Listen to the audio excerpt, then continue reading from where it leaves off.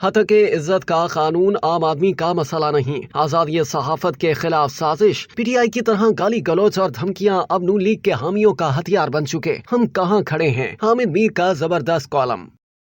حامد میر لکھتے ہیں کہ تحریک انصاف کے کچھ دوست آج کل سوشل میڈیا اور ٹی وی ٹاک شوز پر مجھ ناچیز کے بارے میں ایک سوال اٹھا رہے ہیں۔ تحریک انصاف کے سینیٹر ڈاکٹر ہمایوں محمد نے تو براہ راست مجھے کہا ہے کہ سانحہ مشرقی پاکستان کے بارے میں حمود الرحمان کمیشن کا ذکر کرنے پر عمران خان کے خلاف انکوائری شروع ہو چکی ہے، لیکن آپ کے خلاف انکوائری کیوں نہیں ہوتی؟ کیونکہ آپ تو ایک دفعہ نہیں بلکہ کئی دفعہ اپنے کالموں اور ٹی وی گفتگو میں اس کمیشن کی رپورٹ سے سبق سیکھنے پر زور دے چکے ہیں۔ تحریک انصاف کے دوست بھول جاتے ہیں کہ 1971 میں مشرقی پاکستان میں کیے جانے والے فوجی آپریشن کی مخالفت اور بنگلہ دیش کے عوام سے معافی مانگنے کی تجویز دینے پر تحریک انصاف کی اپنی حکومت نہ صرف میرے ساتھ ناراض ہوئی بلکہ کئی عدالتوں میں مجھ پر غداری کا مقدمہ بنانے کے لیے درخواستیں بھی دائر کی گئیں۔ تحریک انصاف والوں کے پاس ایک ریڈی میڈ بہانہ یہ بھی ہے کہ جب عمران خان وزیر اعظم تھے تو اصل اختیارات جنرل قمر جاوید باجوہ کے پاس تھے، لہٰذا صحافیوں پر بنائے گئے مقدمات سے تحریک انصاف کی حکومت کا کوئی تعلق نہیں تھا۔ میں اس بحث میں نہیں پڑتا کہ اگر عمران خان کے پاس اختیارات نہیں تھے تو وہ اقتدار کے ساتھ کیوں چمٹے رہے،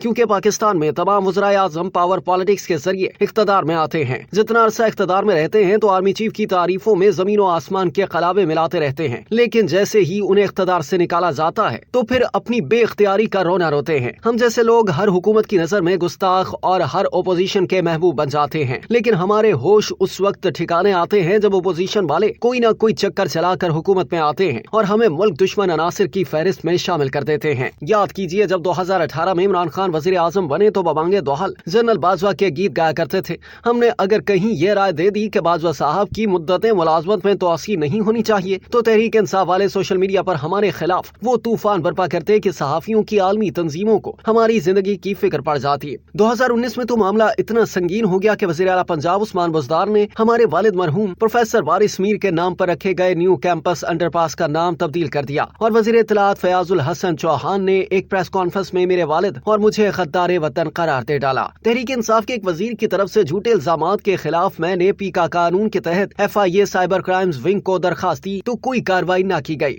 آج پاکستان میں تحریک انصاف کی نہیں بلکہ مسلم لیگ نون کی حکومت ہے۔ آج تحریک انصاف کی قیادت سانحہ مشرقی پاکستان پر وہی باتیں کر رہی ہے جو پہلے ہم کیا کرتے تھے، اور جو گالی گلوچ تحریک انصاف کے سوشل میڈیا کمانڈوز ہمارے ساتھ کیا کرتے تھے، وہی گالی گلوچ اور دھمکیاں مسلم لیگ نون کے حامیوں کا ہتھیار بن چکے ہیں۔ ہماری درخواست پر آج بھی FIA کچھ نہیں کرتی۔ ہم تو وہیں کھڑے ہیں جہاں پہلے کھڑے تھے، لیکن سیاسی جماعتوں کی پوزیشن بدل چکی ہے۔ 2018 کے انتخابات میں دھاندلی کے خلاف آواز اٹھانے پر مسلم لیگ نون ہم سے خوش اور تحریک انصاف ناراض ہوتی تھی۔ 2024 کے انتخابات میں دھاندلی کے خلاف بات کرنے پر مسلم لیگ نون ہم سے ناراض اور تحریک انصاف خوش ہوتی ہے۔ تحریک انصاف کے دور حکومت میں میڈیا ڈیولپمنٹ اتھارٹی کے نام سے قانون کے ذریعے میڈیا کے خلاف خصوصی عدالتیں قائم کرنے کا منصوبہ سامنے آیا تو ہم نے اس منصوبے کو آزادی صحافت کے خلاف ایک سازش قرار دیا۔ اس وقت شہباز شریف اور مریم نواز نے میڈیا کے خلاف عدالتیں قائم کرنے کی شدید مخالفت کی۔ اب شہباز شریف وزیر اعظم اور مریم نواز وزیر اعلیٰ پنجاب بن چکے ہیں۔ پنجاب اسمبلی سے پچھلے دنوں حتک عزت کے خلاف ایک قانون منظور کرایا گیا جس کے تحت فوری سماعت کے لیے خصوصی عدالتیں قائم کی جائیں گی۔ ان عدالتوں کے ججوں کی تقرری بھی حکومت کرے گی۔ گورنر پنجاب سردار سلیم حیدر اور پیپلز پارٹی کے کچھ دیگر رہنما اس نئے قانون پر نظر ثانی کا مطالبہ کر رہے تھے،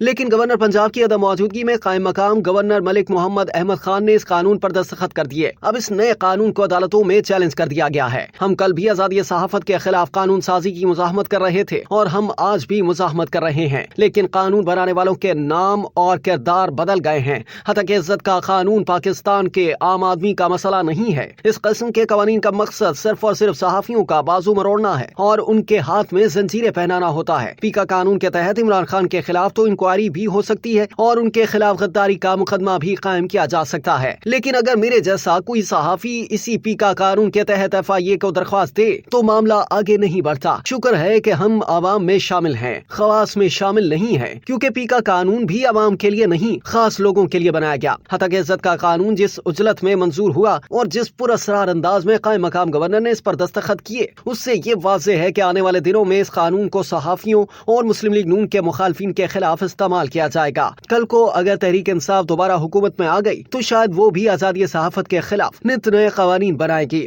اور پھر مسلم لیگ نون آزادی صحافت کی علم بردار بننے کی کوشش کرے گی۔ ہم تو وہیں کھڑے رہیں گے جہاں پہلے سے کھڑے ہیں، لیکن اب ہمیں پاور پالیٹکس کرنے والے سیاستدانوں کے بارے میں اپنا رویہ تبدیل کرنا چاہیے اور ان کی منافقت کا پردہ چاک کر دینا چاہیے۔